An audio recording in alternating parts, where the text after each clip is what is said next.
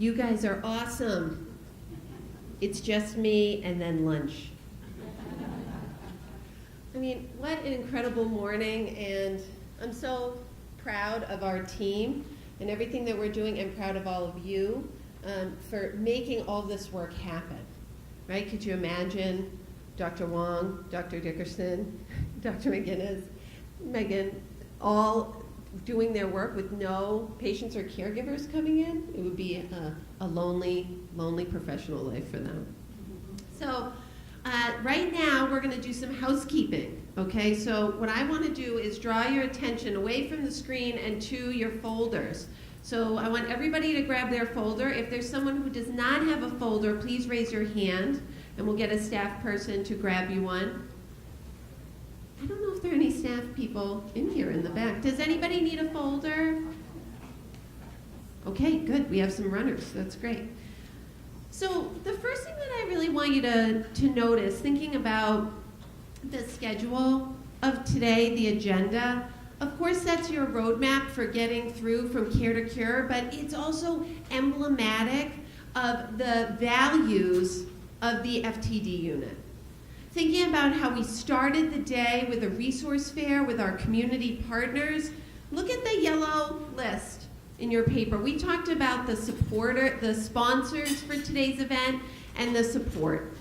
So when you think about the adult day health programs, the assisted living memory cares, the skilled nursing communities, the Association for Frontal Temporal Degeneration, the Alzheimer's Association, if FTD or Alzheimer's disease has made an appearance in your life, then you need a new squad. And you're going to find those squad members here in the FTD unit. We're your medical members, but in your community, you've got to find support in your community. And that's going to look like a caregiver who comes from an awesome agency who's going to show up at your house so that you can leave. It's going to look like an adult day health program. It's going to look like an assisted living memory care, skilled nursing, or hospice. So that you can find peers, so you can find support, so that you can find resources to keep living your life and finding joy, right? So I want everybody to really think about all of the resources available to you and make sure that you're reaching out. You know, I was talking to a caregiver. I mentioned the 1-800 number for the Alzheimer's Association. Who's here from the Alzheimer's Association? Right? Look at that crew in the back. And they said to me, oh yeah, I've heard about that 1-800 number. That's when you just, can't take it anymore. You feel like you're going to lose it. And I said, well, yeah, it's for that, but it's also for finding a memory cafe. It's a number that you can call to just find information and resources, to find out where is the next educational seminar I can go to. There's so many great resources, but it does take a little bit of work to find them. And so that's why we're trying to bring them all together here and connect it with our community so they're easier for you to find. Okay, now the evaluations, when we talk about, well, let's talk about evaluations in a second. I want to draw your attention to our newsletter. Every page of this newsletter is emblematic of the things that we think are important in our clinical research program. We started the day with our community resource connections, and then if you look at the newsletter, that's also reflective of everything that we think is important.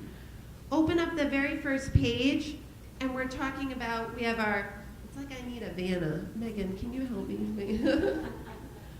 Look at the first page. We're talking about a staff spotlight on Caitlin Getchell, who's also an artist, and thinking about making those connections to her passion for art and work in the FTD unit. Our list of research studies. That's the clinical research element of what we're doing. Dr. Wong mentioned citizen scientists. When we go to the next page, fighting history, Matt Robinson talks about why he's passionate about being a researcher. And he's a researcher because he's participating in the research studies. When we say citizen scientist, that's a person who's on the ground, living their lives, and also wanting to participate in the amazing work of science. We have patients with passions. Carol Proctor is an amazing artist who's also living with Alzheimer's disease, an atypical form. And she shares how she is able to still do the things that she loves that bring joy and passion to her life while making some modifications because of living with an atypical form of Alzheimer's. I want to draw your attention to the bottom, the recent NIH Summit on Alzheimer's disease-related dementias. That's us. And when we talk about our advocacy work, many of you know that I have a seat as a council member on the National Alzheimer's Project Act, that's NAPA, Advisory Council on Alzheimer's Research, Care, and Services. The work that we're doing, our clinical research program, is supported by federal research dollars. How are we getting more of those federal research dollars? Through the advocacy efforts of people just like you. The amazing leadership from the Alzheimer's Association helps us to raise our voices and be heard about the importance of continuing that funding. What's on the next page? This is my favorite page. Why is Clinic so busy? Clinic is so busy because we believe that you deserve access to this amazing interdisciplinary team. And so we're so appreciative of all the time that you dedicate to participating in those clinic appointments and research efforts. And here we profile a powerful patient, Karen Zander, who's participating in her Adult Day health program in a meaningful way, bringing her passion for music to her program. And our community events. There is a postcard for an exciting event that we have coming up on May 20th, Symphony for Science. These community events are not just opportunities for swag and sequins, as I might lead you to believe, but really a chance for us to know that you have a home. You have a medical home, you have a disease community, you have peers. You know, Megan mentioned during her talk that an individual living with primary progressive aphasia would be very unlikely to meet someone else with primary progressive aphasia. But we're trying to change that. We're trying to create community events and opportunities so that you feel like you have a support system along the way. What else is happening in this newsletter? I need to give a special shout out to our amazing community fundraisers. Profiled here, we have two people, you know, the idea that philanthropy is fun at any age.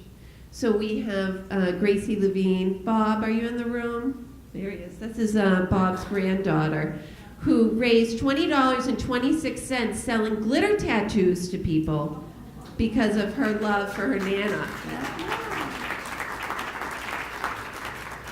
Jessica Krause is a high school senior who dedicated her senior projects to raising awareness funds and hope for FTD, and she is having a 5K run on Sunday in Millis. You can still sign up or donate. Amy Almeida and I will be there. And she has raised almost $10,000 in her home community of Millis. Over 10,000. It's over 10,000. She's raised over 10,000, and the run hasn't even happened yet. So, yeah. Every page of this newsletter talks about something that is so important to get us to events like this. So please, we do a great profile about our involvement with Rare Disease Day. And then Chris Boyer. Chris, where are you? Oh, right there. I have to give a special shout out to Chris Boyer and Daisy Hochberg, who helped me bring this newsletter to life. And Chris contributed a beautiful piece from the caregiver perspective. And we want all of you to know that we see you. We know that you need support. Everyone does. But we so appreciate all that you're bringing to care for your loved one and to be partners in this journey with them. Right? Let me see, what else? Thank you, Megan. Thank you. So I really wanted you to see the newsletter. Not that I think you wouldn't read it, but just because it's not an accident. We really put it together so that it would be reflective of what we think is so important about our clinical research community program.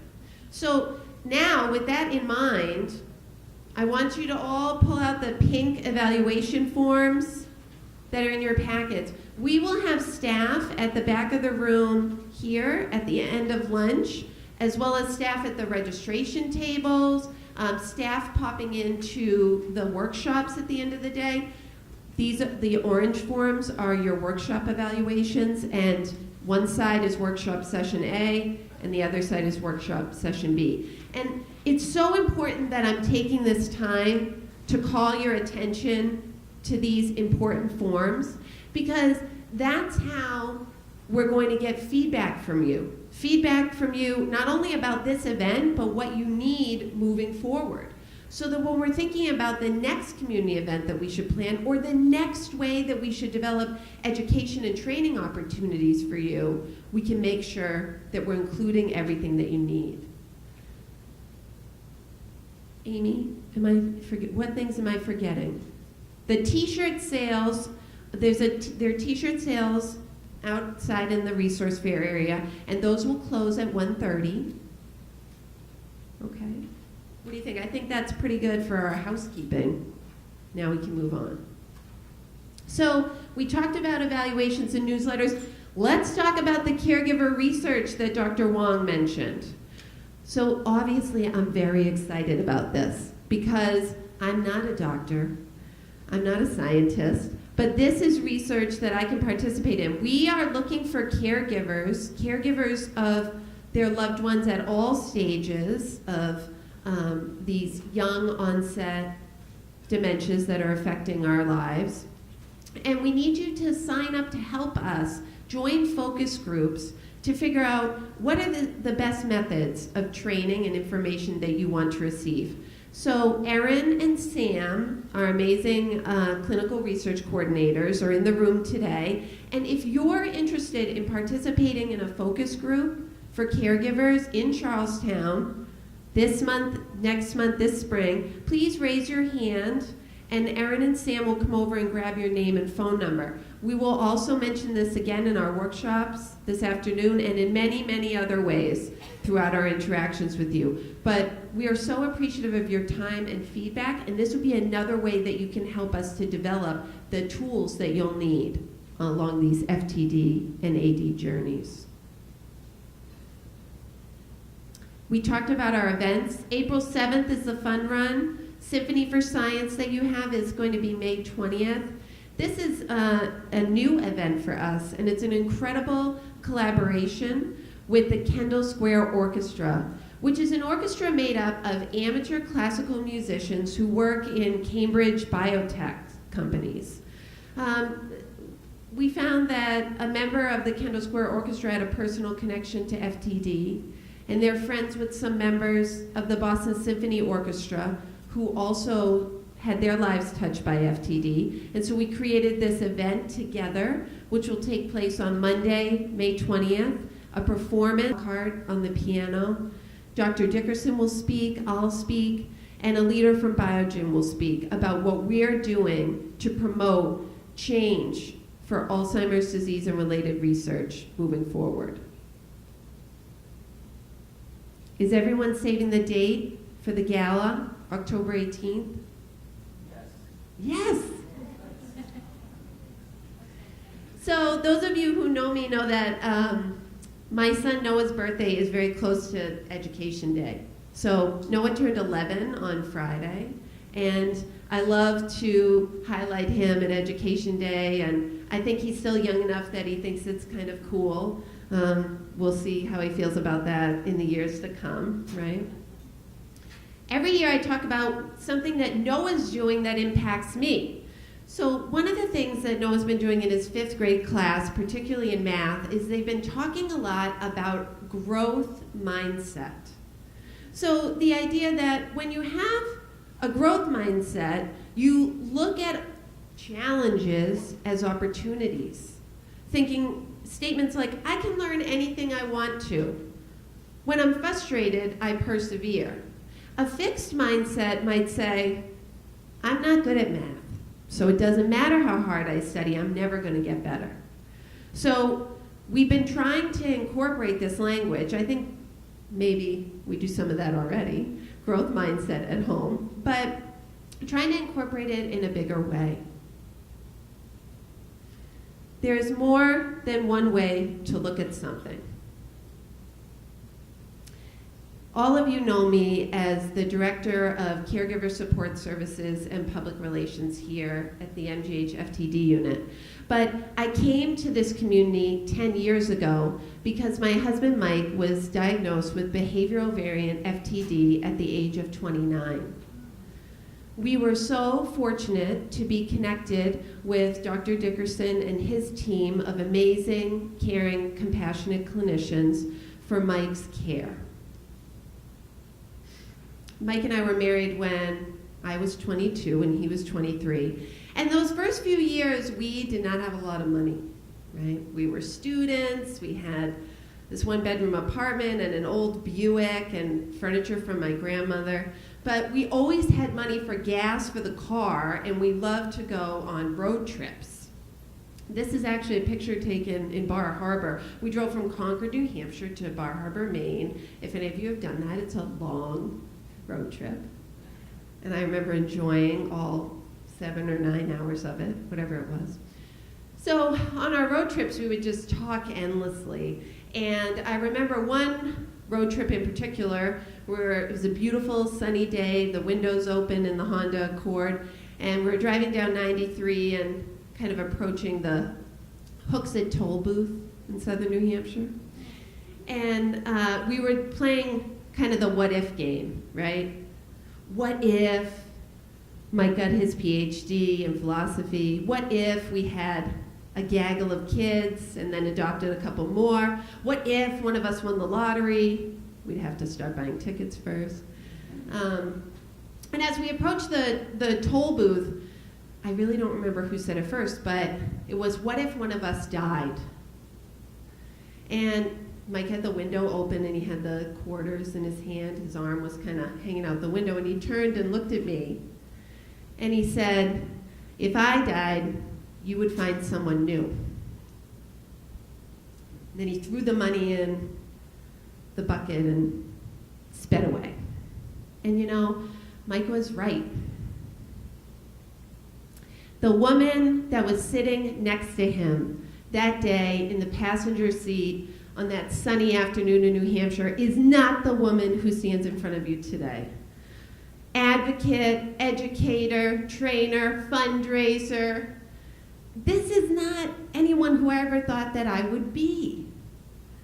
But this was the life that was presented to me.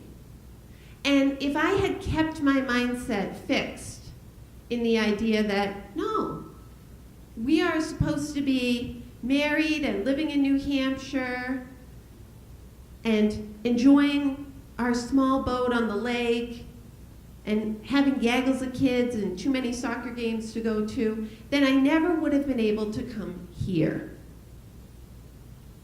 Tony Robbins says, stay committed in your decisions, but stay flexible in your approach. I think that this could apply to anyone who is traveling the FTD or Alzheimer's journey. This could apply to anybody who has unexpected things happen in your life across the board. I am committed to my family. I'm committed to my love and passion for my family. But I had to figure out a new way to approach it. I had to figure out how to be a single parent. I had to figure out how to take that love that I had for Mike, that grief that I had in losing him, and put it somewhere. So I brought it to all of you.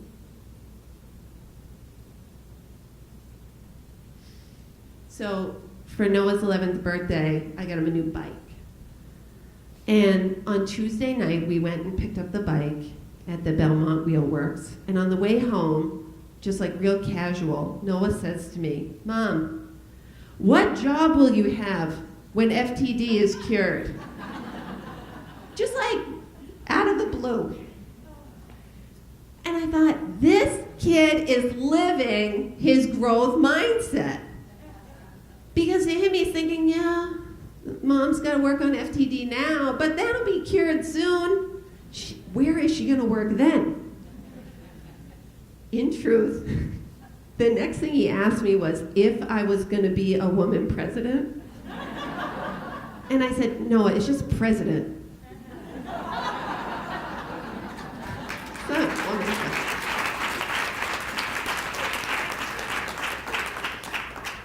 And then I assured him there'll always be jobs to do at MGH, and I can find a job somewhere else when FTD is cured and Brad is drumming full time.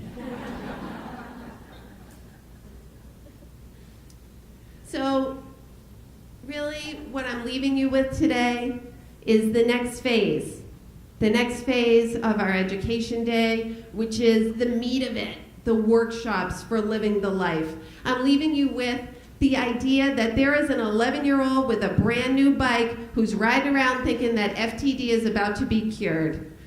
I'm leaving you with the idea that we can stay committed to our decisions, but flexible in our approach. And I want to thank you all for letting me give my love to you. And thank you for being a part of our day and our community.